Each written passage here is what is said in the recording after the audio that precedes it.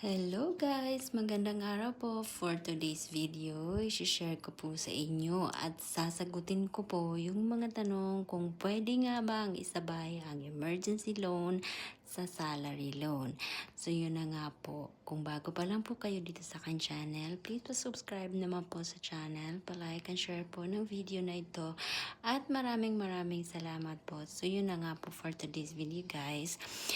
Eto na po yung tanong, pwede po bang ipagsabay or pwede nga bang mag-apply ng salary ng inyong emergency loan kahit na may existing na salary loan?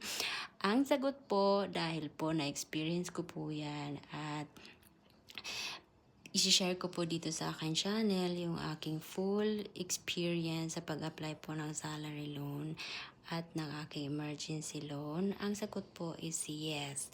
Pwede pong ipagsabay ang salary loan at emergency loan. Ang proseso nga lang po is unahin nyo pong i-apply ang inyong salary loan.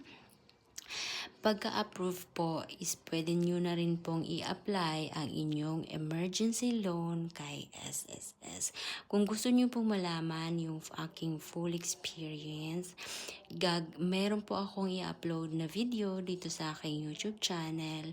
Kaya mag-subscribe na po kayo dito at ibibigay ko po yung lahat po ng information, yung requirements po at kung paano pong i-apply ang salary loan at emergency loan online. Yes po, online lang po. Isa po akong OFW na nandito sa Jordan.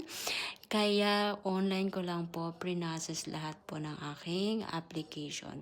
So yun lamang po in this video. Maraming salamat po. Thank you for watching and please like and share na rin po ng video na to and pa-subscribe na rin po.